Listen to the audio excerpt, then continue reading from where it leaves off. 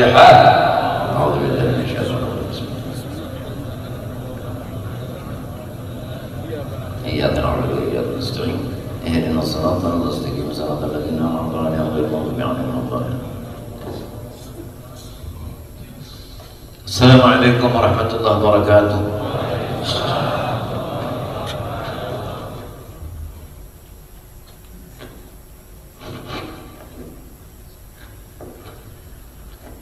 Bismillah, alhamdulillah, wassalatu wassalamu ala rasulillah sayyidina Muhammad bin Abdullah wa ala alihi wa sahbihi wa man walah. Ma ba'du, qala ta'ala fil Qur'anil Karim, qul bi fadlillah wa bi rahmatihi fa bidzalika falyafrahu huwa khairun mimma yajma'un. Wa qala Rasulullah sallallahu alaihi wa alihi wasallam, khayyartu baina asy-syafa'ah wa baina an yadkhula syatra ummatil jannah fakhtartu asy-syafa'ah لأنها أعم وأكفى. أما إنها ليست للمؤمنين المتقين ولكنها للمذنبين الخاطئين المتلوثين.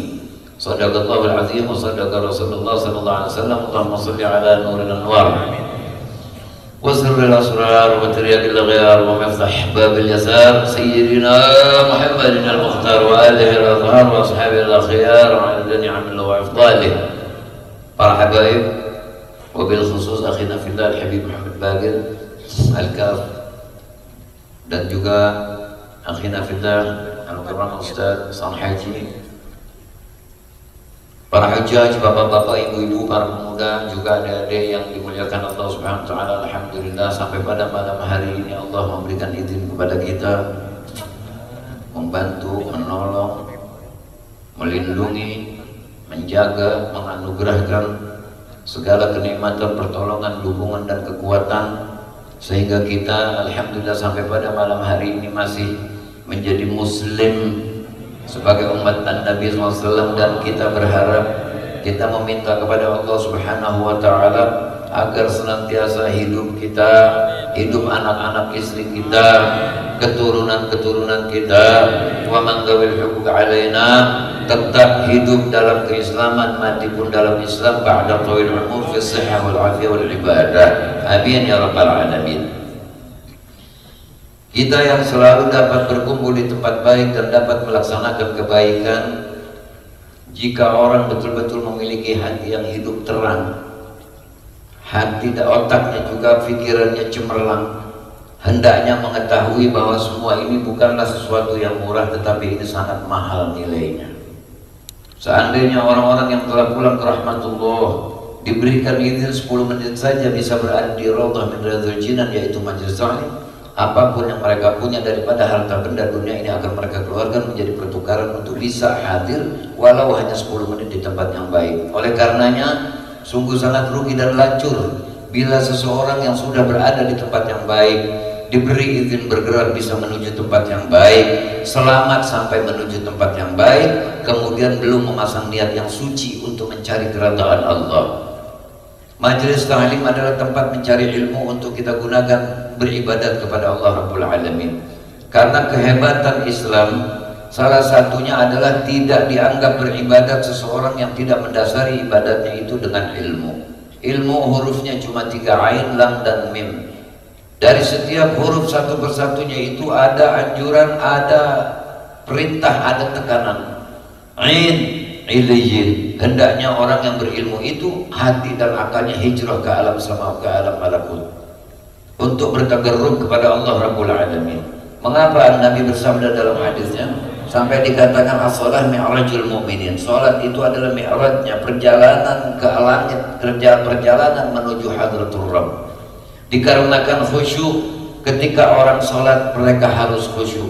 Jika mereka belum mampu untuk khusyuk, minimal di dalam surah Fatihah pada kalimat iyyaka na'budu wa iyyaka nasta'innya harus berusaha khusyuk.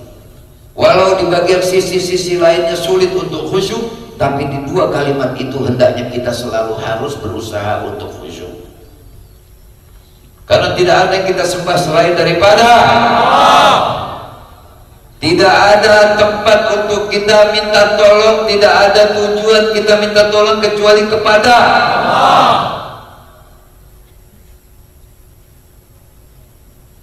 Sallu ala Nabi.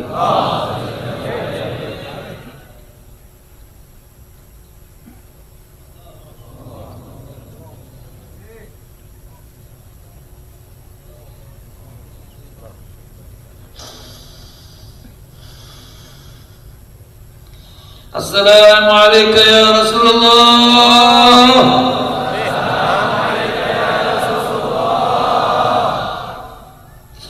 Assalamualaikum ya Habibullah.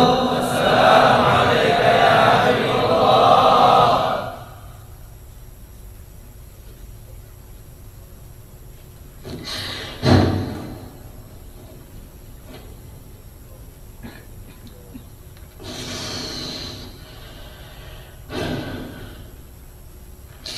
Hanya Allah satu-satunya tempat kita meminta tolong dan bergantung dan bersandar. Bukan apa-apa kita tanpanya, bukan siapa-siapa kita tanpa pertolongannya. Di dalam sebuah ungkapan dari seorang soleh, Sayyidul Muhibbin, seseorang yang menjadi penghulunya para pencinta Allah. Siapa beliau? Sayyidina Utbah Al-Ghulam radhiyallahu anhu. Beliau menyatakan di dalam ungkapannya, man arafa Allah ahabbah. Siapa orang yang mengenal Allah, dia pasti mencintai Allah. Bagaimana tidak kita mencintai Allah? Kita selalu mengucapkan Allahu Akbar waktu mau ruku. Sebelumnya kita mengucapkan Allahu Akbar pada waktu kita mengucapkan takbiratul ihram. Di mana hati kita saat itu? Di mana akal kita saat itu? Saat mulut kita yang didengar oleh telinga kita mengucapkan kalimat Allah Maha Besar, di mana hati kita? Di mana angan-angan kita? Siapa yang ada di hadapan kita? Tidak ada lain yang ada di hadapan kita saat itu adalah Allah. Pasti orang akan cinta kepada Allah. Dia yang memberikan mata kita bisa berkedip. Dia yang menganugerahkan umur kepada kita sehingga kita hidup. Dia yang memberikan anugerah kepada kita segala kenikmatan. Pantas saja kalau dia mengazab orang-orang yang kufur padanya. Kenapa? Karena tidak ada celah sekecil apapun untuk kita menggerutui Allah. Tidak wajib dia menolong, membantu, memberi dan segalanya. Dia bebas berbuat. Salah satu daripada sifatnya jaiz, artinya bebas berbuat. Apapun yang dia mau dari tidak ada bisa menjadi ada. Apapun yang ada kalau dia mau bisa menjadi tidak ada. Maha besar Allah Subhanahu wa ta'ala. Terlalu hina kita apabila kita tidak selalu mengagungkan dia setiap hari. Terlalu hina kita ketika diberi makanan di hadapan kita, kita lupa padanya. Terlalu hina kita ketika mendapatkan air lalu kita lupa pada pemberinya. Terlalu hina kita ketika bisa bergerak, kita lupa kepada yang mengizinkan kita bergerak. Terlalu hina kita ketika mengerti bisa berbicara, melupakan orang zat yang memberikan izin kita bicara. Terlalu hina dan terlalu hina. Sudah terbungkus diri kita semua dengan kehinaan, tetapi karena dia memiliki nama Sabur, As-Sabur, As-Sabur, As-Sabur, dia selalu memaafkan kita. Kita kurang ajar per detik, per menit, per jam, per hari, per minggu, per bulan, per tahun, dosa silih ganti, tapi tetap saja kita diizinkan hidup, diizinkan makan, diizinkan minum, diizinkan melihat, diizinkan mendengar, diizinkan bergerak, dan diizinkan bercita-cita. Subhanallah, alhamdulillah, la ilaha illallah.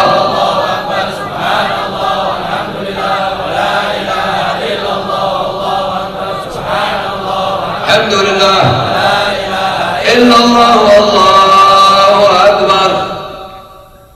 Siapa kita? Siapa dia? Oleh karenanya siapa orang yang betul-betul mengenal dia pasti akan jatuh cinta padanya. Kemudian wa man ahabba Allah, wa man ahabba Allah ata'ah.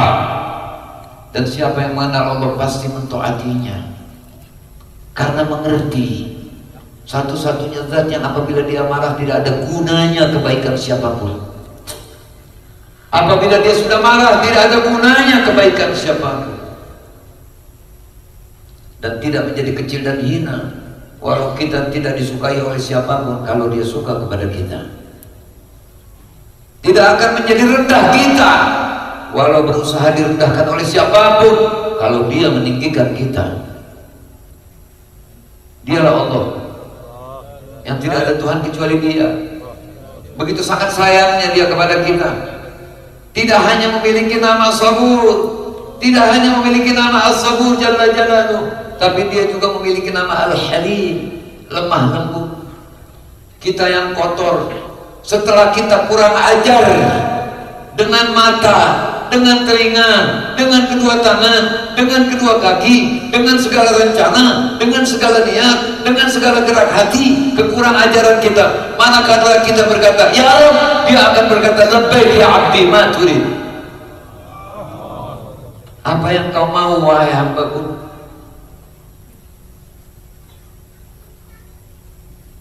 Siapa yang pantas kita syukuri? Kenapa setelah kau diberi hidup, kemudian kau kenal kepada pimpinanmu, lalu pimpinanmu yang lebih kau taati daripada Allah? Setelah kau diberi harta, dia meminta engkau, mengajak engkau untuk bersedekah, tapi kau berbelit-belit. Dia memerintahkan kau berzakat, tapi kau membantah.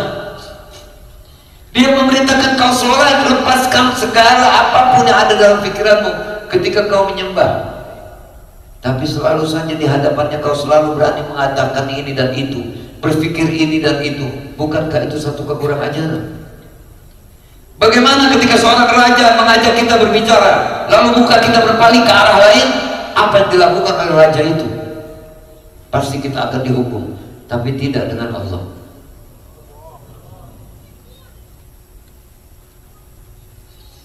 Bahkan Dia juga memiliki nama Al-Karim.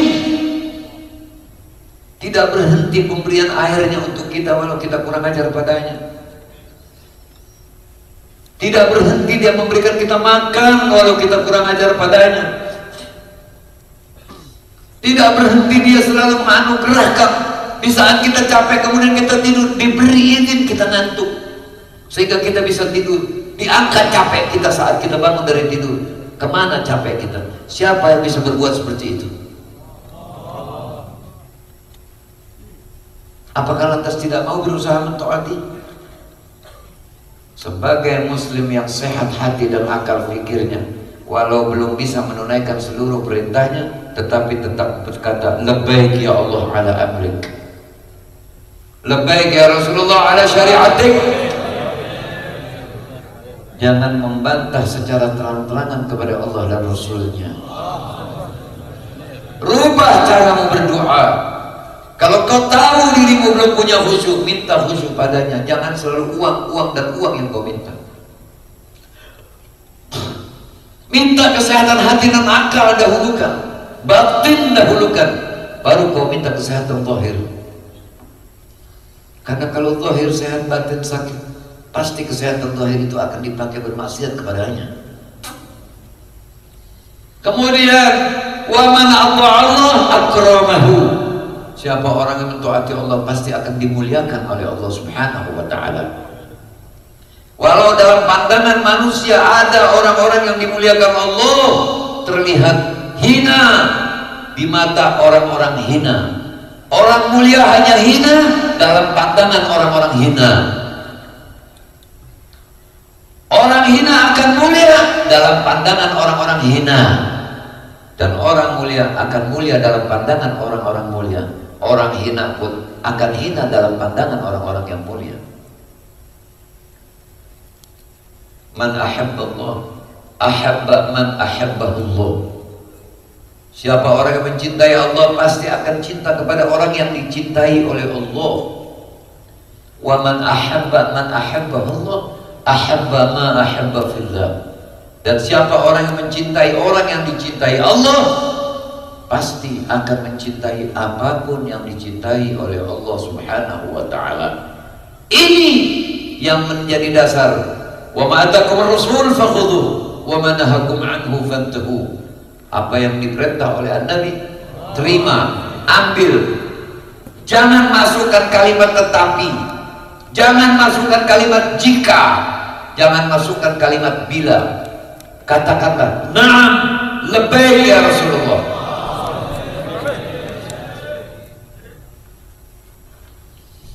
Wa man akramahu askannahu fi jiwari.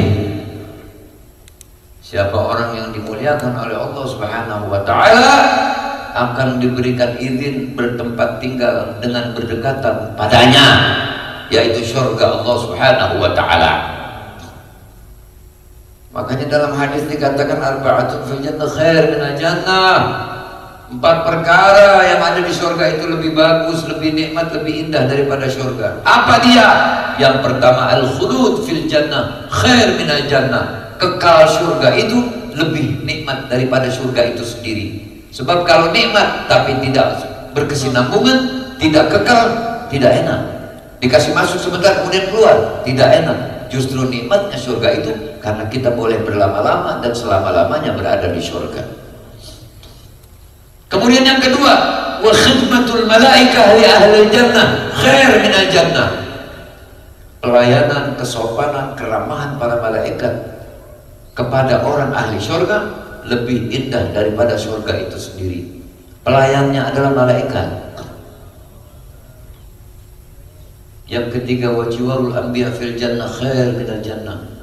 Bertetangga dengan para nabi, bahkan Rasulullah sallallahu alaihi wasallam bertetangga dengan beliau-beliau di surga lebih indah daripada surga itu sendiri. Sampai banyak para aulia menyatakan apa? Kalau Habibie Muhammad tidak ada di surga, aku tidak mau masuk ke dalam surga. Sallu ala Nabi. Dan yang keempat, waridullah li ahli jannah fil jannah khair minal jannah. Redhonya Allah, keredaan Allah kepada ahli surga di dalam surga lebih nikmat daripada surga itu sendiri. Saya tidak akan berpanjang untuk menjelaskan secara detail bagaimana perlakuan Allah kepada ahli surga di dalam surga. Karena otak orang sekarang banyak yang rusak. Kalau kita sedang membuka tauhid, kadang-kadang otaknya ngayap. Saya hanya akan mengambil cuplikan sedikit daripada apa yang Allah lakukan kepada ahli surga. Pada setiap hari Jumat diundang ke Hadratur Rabb. Orang-orang ahli surga itu akan diundang untuk datang ke istana, ke kerajaannya Allah, ke tujuan yang Allah kehendaki. Allah tidak bertempat, maha suci Allah dari bertempat. Sebelum berangkat, malaikat sudah menyiapkan burak untuk orang-orang ahli surga menuju kepada ridho Allah, kepada keridhaan Allah, untuk berjumpa dengan Allah Rabbul Alamin. Allahumma ja'alna minhum. Setelah berjumpa dengan Allah, Allah bertanya, yang maha tahu, Allah maha tahu. Allah bertanya, berkata kepada ahli surga, apalagi yang kalian kehendaki dariku? Mereka semua menoleh mencari guru-guru mereka. Jadi di surga pun masih ngaji, masih cari guru. Yang sekarang pada pura-pura sama guru. Jangan dikira guru cuma buat di dunia. Guru mati cari guru lagi, guru mati cari guru lagi. Sungguh malang guru yang punya murid seperti itu, dan sungguh lacur murid yang menjadi murid seperti itu. Ya Syekhi, Allah menawarkan kepada kami untuk meminta apa lagi? Apakah yang harus kami minta? Masih bertanya di surga kepada guru masing-masing. Bingung, kenikmatan sudah sangat sempurna, masih ditanya mau apa lagi?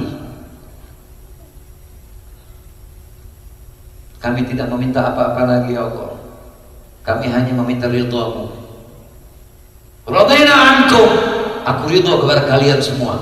Itu seakan-akan orang ahli surga mati lagi, saking kenikmatannya mendengar kalimat Allah yang Allah ridho kepada mereka. Kemudian disuguhkan makanan dan minuman.